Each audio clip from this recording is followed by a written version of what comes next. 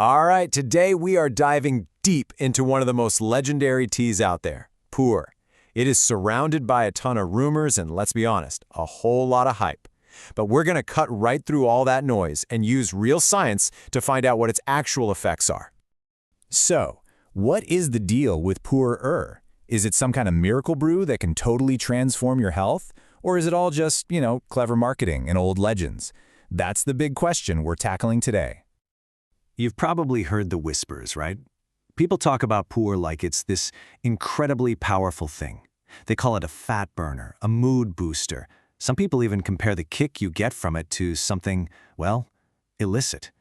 We're going to figure out what's fact and what's fiction. Okay, but before we go any further, let's get one thing crystal clear. This is the #1 rule, the most important thing to know about Puer. The effects you hear about are hugely dependent on the quality of the tea. If you just grab the cheapest brick you can find, you're not going to get the experience we're talking about today. Quality is absolutely everything. All right, let's kick things off with the hard science. We're going to look at the proven, real-deal health benefits, and we'll start with how it affects cholesterol and body fat. So first, just a super quick refresher on cholesterol. You've got LDL, that's the bad stuff you want less of, and HDL, the good kind you want more of. Pretty simple. Keeping those in check is, super important for your heart. So where does Puer come in? Well, get this. In a major 3-month study on people with high cholesterol, the folks drinking Puer saw their bad LDL cholesterol drop by a whopping 12%. It went from 4.32 down to 3.8. Meanwhile, the group that didn't drink the tea, no change. That's a pretty big deal. Now, some people will point to a compound in Puer called lavastin, which is actually used in some cholesterol drugs, and say, aha, that's why. But not so fast. The amount of lavastatin in a cup of Puer is tiny. We're talking tens of times less than even a low-dose prescription. It's like expecting the effect of a whole bottle of beer from a single drop. So yeah, Puer works, but lavastatin is not the main reason. Okay, let's switch gears to fat. Specifically, the most dangerous kind, visceral fat. This is that hidden fat that likes to hang out around your internal organs, and getting rid of it is just crucial for your long-term health. And it seems like a compound in Puer called gallic acid is the key player here. And the evidence for this is really strong. We're talking about 2 different 3-month studies, one with Japanese participants, another with Americans, and they both came to the same conclusion. People in both studies saw a significant drop not just in that dangerous visceral fat, but in their overall body fat too. But, and this is a really important but, let's manage our expectations. While Puer clearly helps, it is not a magic pill. You can't just drink it and expect miracles.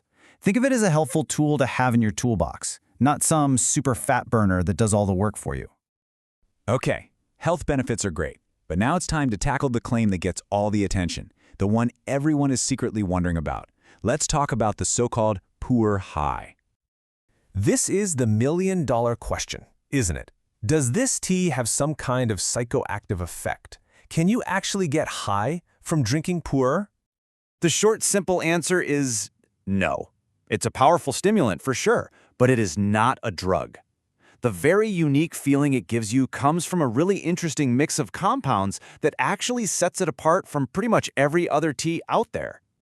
And this chart right here explains everything perfectly. Just look at Puer compared to the others. It's high in caffeine, sure, but look at what it's low in. It has almost no GABA, which is a calming agent, and basically 0 theanine, which is what usually gives you that smooth, focused energy in other teas.